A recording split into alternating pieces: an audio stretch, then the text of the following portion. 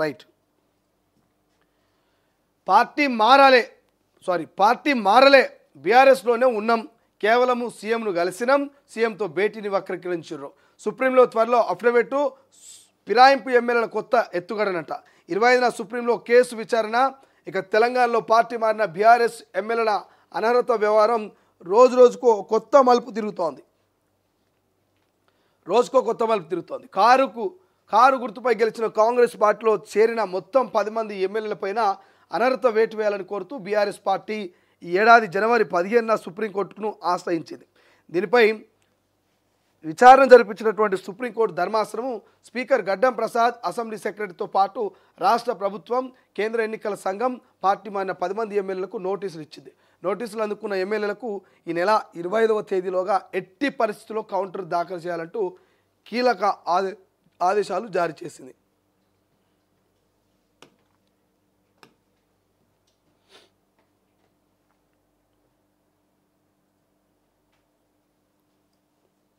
Right. ఈ నేపథ్యంలో ఫిరాయింపు ఎమ్మెల్యేలు కౌంటర్ అఫిడవిట్ దాఖలు చేయడం అనివార్యంగా మారింది. అయితే ఇక్కడే బిగ్ ట్విస్ట్ ఉంది. అనర్హత వేటును తప్పించుకునేందుకు గాను 10 మంది ఎమ్మెల్యేలు తాము పార్టీ మారలేదని సీఎం రేవంత్ రెడ్డిని, మంత్రులను మర్యాదపూర్వకంగా కలిశామని సుప్రీంకోర్టులో ఫైల్ చేరున్నారు. ఇక అఫిడవిట్లో పేర్కొన్నట్లు సమాచారం. సీఎంతో తమ భేటీ విషయాన్ని వక్రీకరించి తాము పార్టీ మారినట్టుగా చూపించిందని అఫిడవిట్లో ఎమ్మెల్యేలు సుప్రీంకు విన్నవించుకున్నట్టు తెలుస్తోంది. ఇప్పటికే ఈ రకమైన వాదనతో పటాన్చెరు ఎమ్మెల్యే గూడెం మైపాల్ రెడ్డి సుప్రీంకోర్టులో అఫిడవిట్ దాఖలు చేసినట్టుగా సోషల్ మీడియాలో వార్తలు వైరల్ అవుతున్నాయి. ఇక బీఆర్ఎస్ పార్టీ సింబల్పై గెలిచి కాంగ్రెస్ పార్టీలో చేరిన మొత్తం 10 మంది ఎమ్మెల్యేలపైన అనర్హత వేటు వేయాలని కోరుతూ బీఆర్ఎస్ పార్టీ సుప్రీంకోర్టును ఆశ్రయించింది. ఫిరాయింపు ఎమ్మెల్యేలు దానం నాగేందరు, కడియం శ్రీహరి, తెల్లం వెంకట్రావులపై బీఆర్ఎస్ ఎమ్మెల్యేలు పాడి కౌశిక్ రెడ్డి, కేపీ వివేకానంద సుప్రీంకోర్టులో స్పెషల్ లీవ్ పిటిషన్ దాఖలు చేశారు. మిగిలిన 7 ఎమ్మెల్యేలు బండ్ల కృష్ణమోహన్ రెడ్డి, ప్రకాష్ గౌడ్, గూడెం మైపాల్ రెడ్డి, ఆర్కెపుడి గాంధీ, పోచారం శ్రీనివాసరెడ్డి, ఎం సంజయ్ కుమార్, కాళీ యాదయ్లపై కేటీఆర్ రిట్ పిటిషన్ దాఖలు చేశారు. ఈ పిటిషన్లు ఒకే దగ్గర కలిపి justice BR Gavai, justice Vinod Chandra నేతృత్వంలోని సుప్రీం ధర్మాసనం విచారణ చేపట్టింది. ఈ కేసు తదుపరి విచారణ ఈ నెల 25న కొనసాగనుంది. ఇప్పటికే ఫిరాయింపు ఎమ్మెల్యేలపై చర్యలు తీసుకోవడానికి స్పీకర్కు ఎంత సమయం కావాలంటూ జస్టిస్ గవాయ్ చేసిన వ్యాఖ్యలు ఫిరాయింపు ఎమ్మెల్యేలను భయపెడుతున్నాయి. తగినంత సమయం అంటే ఎంత? వాయిదా వేస్తూ ఎమ్మెల్యేల 5 ఏళ్ల పదవి పూర్తయ్యే వరకు ఉంటారా? తగినంత సమయాన్ని కోర్టు ఫిక్స్ చేయాలి. ఫిక్స్ చేయాలా వద్దా? మనం ప్రజాస్వామ్యంలో ఉన్నాం. చట్టసభలు గడువు ముగిసే వరకు నిర్ణయాలు తీసుకోకపోతే ఎలా? ప్రజాస్వామ్యానికి అర్థం ఏముంటుంది? ఆపరేషన్ సక్సెస్, పేషెంట్ డెడ్ అనే విధంగా వ్యవహరించడం ఎంత మాత్రం సరికాదంటూ జస్టిస్ గవాయ్ కీలక కామెంట్స్ చేశారు. దీని ఎమ్మెల్యేలకు తమ ఫిరాయింపు వ్యవహారాలపై సుప్రీంకోర్టు ఏం చేస్తుందన్న భయం పట్టుకుంది. ఈ నేపథ్యంలో తాము పార్టీ మారలేదని కేవలం సీఎంను మర్యాదపూర్వకంగా కలిశామని అపాయింట్మెంట్ మీద అనర్హత నుంచి తప్పించుకునేందుకు ఎమ్మెల్యేలు ప్లానింగ్ చేస్తున్నట. అబ్బా ఏమున్నారా మీరు? కమల్ హాసన్ అంటే ఒక్కడే ఉంటాడు కానీ ఈడ 10 మంది కమల్ హాసన్స్ ఉన్నారా? ఏందా ఈ కథ? ఒక్క కమల్ హాసన్ చూసినాం మనం, కానీ 10 మంది కమల్ హాసన్ ఉన్నారు. దశావతారం సినిమాలో కమల్ హాసన్ లెక్క 10 మంది దశావతారాలు కమల్ హాసన్ లెక్క వీళ్ళు యాక్టింగ్ చేస్తున్నారా? మొన్నదాకానేమో నియోజకవర్గం అభివృద్ధి చెందాలంటే పార్టీ మారాలి, పార్టీ మారితేనే మా ప్రజలకు అభివృద్ధి చెందుతుంది, మా నియోజకవర్గం అభివృద్ధి దిశగా ముందుకు పోతుందని చెప్పేసి వీళ్ళు శిలక పలుకులు పలికిరు. అక్కడ కాన్స్టిట్యున్సీ ప్రజల నుంచి మెప్పులు పొందడానికి, భవిష్యత్తులో రాజకీయంగా ఎదగడానికి చెప్పరాని అబద్ధాలన్నీ చెప్పిర్రు. పార్టీ మారి 15 నెలలు అవుతోంది.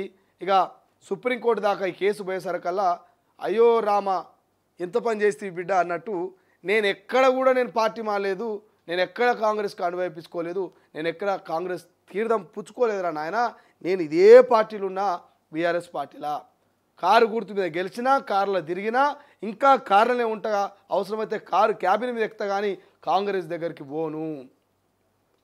కొంతమంది వక్రీకరిస్తురట. ఎవరు వక్రీకరించారు? పోచారం లాంటి వాళ్ళు కన్వాలు కప్పుకున్నది వాస్తవం కాదా? ఆర్కెపుడి గాంధీ ఎమ్మెల్యే గెలిచి మళ్ళా కాంగ్రెస్ పార్టీ నుంచి ఎంపీగా పోటీ చేసింది సికింద్రాబాద్ నుంచి, వాస్తవం కాదా? ఏది వాస్తవం కాదు? ఇలా చిలక పలుకులు పలుకుతా ఉన్నారు పార్టీ ఫిరాయింపునటువంటి 10 మంది ఎమ్మెల్యేలు. సుప్రీంకోర్టులో కేసు నడుస్తూ ఉంది. 25వ తారీఖు నాడు మళ్ళీ విచారణ ఉంది కాబట్టి పార్టీ మారిన 10 మంది ఎమ్మెల్యేలకు, అటు స్పీకర్కు, సెక్రటరీకి వీళ్ళందరికీ నోటీసులు ఇచ్చి 25వ తారీఖు లోపు మీరు కౌంటర్ దాఖలు చేయాలని చెప్పింది.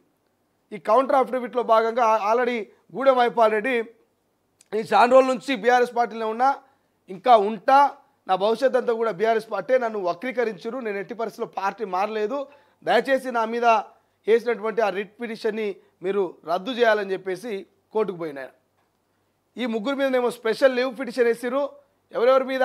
తెల్లం వెంకట్రావు, కడియం శ్రీహరి, ఇంకో ఆయన పేరు ఆయన పేరు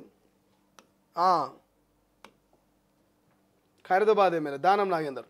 ఈ ముగ్గురు మీదనేమో స్పెషల్ లీవ్ పిటిషన్ వేసిరు.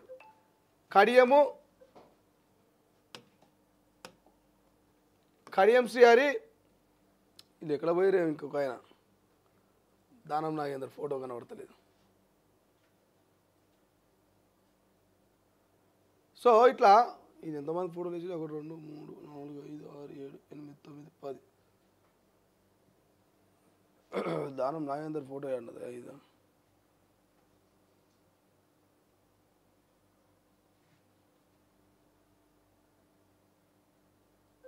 సో ఇది మొత్తం మీద అయితే ఈ పార్టీ ఫిరాయింపుకు పాల్పడినటువంటి 10 మంది ఎవరైతున్నారో తెల్లం వెంకట్రావు కావచ్చు, వీళ్ళందరూ కూడా, సో తెల్లం వెంకట్రావు కావచ్చు, ఆర్కేపూడి గాంధీ కావచ్చు, వీళ్ళందరూ కూడా ఇక ఒకటికి 2 సార్లు మనము దీని గురించి డిస్కషన్ చేసుకుంటే, సో ఈ 10 మంది ఎమ్మెల్యేలు అయితే ఎవరైతున్నారో ఈ 10 మంది ఎమ్మెల్యేల విషయంలో మాత్రం వీళ్ళంతా ఇక అంతా అయిపోయింది, చేతులు కాలినాక ఆకులు పట్టుకుంటే ఇలా అన్నట్టు ఇక వీళ్ళంతా కేసీఆర్ దగ్గర పోయమని ఆలోచనలు ఉన్నారట. ఆల్రెడీ గూడెం వైపాలు మొన్న అసెంబ్లీ ప్రాంగణంలో కలిసి వాళ్ళ అన్న కొడుకు దేవుడితో పెళ్ళి ఉంటే ఇన్విటేషన్ ఇచ్చిండు, అక్కడనే మాట్లాడినటువంటి చర్చ జరిగింది. సో ఇక ఏం లేదు, అందరం కలిసి కేసీఆర్ సార్ దగ్గరికి పోదాం, కేసీఆర్ సార్ దగ్గరికి పోయి అయిన తప్ప అయింది సారు, ఇంకా 3-4 ఏళ్ళు మేము అధికారంలో ఉండాలి, మళ్ళీ మీరు ఉప ఎన్నికలంటే మళ్ళీ ఏడా ఖర్చు పెట్టుకోవాలి, ఏడా గెలుస్తామో ఓడుతామో, ఇదంతా కథ ఎందుకు, మేము ఏ పార్టీ మారలేదు, మీ దగ్గరనే ఉంటాం, మీ అంటనే ఉంటాం, మీకోసమే పనిచేస్తామని చెప్పేసి ఇక కేసీఆర్ని కలిసి ఆలోచనలో ఉన్నారట.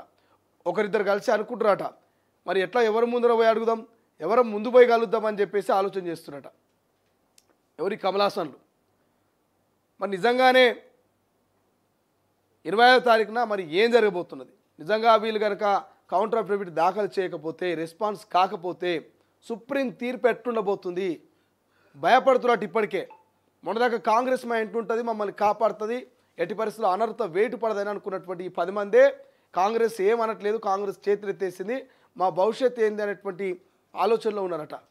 సో సుప్రీమే సీరియస్ అవుతా ఉంది కాబట్టి మేము సరెండర్ అయిపోతుంది కదా సైలెంట్గా, ఇవన్నీ మాకు కథలు ఎందుకు ఇవన్నీ అని చెప్పేసి కేసీఆర్ను కలిసి ఆలోచనలో వీళ్ళు ఉన్నారట. మరి కేసీఆర్ను కనుక కలిస్తే సీక్రెట్గా కేసీఆర్ వీళ్ళను రమ్మంటాడా, కాదని పొమ్మంటాడా, కలుస్తా అంటాడా, లేదంటే ఖాళీగా లేదు మరి తర్వాత రమ్మంటాడా?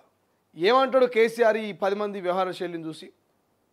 పార్టీకి వెన్నుపోటు పొడిచిపోయినటువంటి 10 మందిని మళ్ళీ పార్టీలో చేర్చుకుంటాడా, లేకపోతే మీరు రిటర్న్ పోయినరా నాయన, నేను ఖచ్చితంగా మీ మీద అనర్హత వేటు వేయిస్తా అని చెప్పేసి ఉప ఎన్నికలకు పోతాడా? సో ఇది ఒక పెద్ద టాస్క్ అయితే పార్టీ ఫిరాయింపు ఎమ్మెల్యేలో వాళ్ళ మదిలో నెలకొన్నటువంటి ప్రశ్న. మరి ఈ పార్టీ ఫిరాయింపు 10 మంది విషయంలో ఏం జరగబోతుంది సుప్రీంకోర్టులో అనేది మనం కొంత వెయిట్ చేయాల్సినటువంటి అవసరం ఉంది. బట్ ఏదేమైనా కేసీఆర్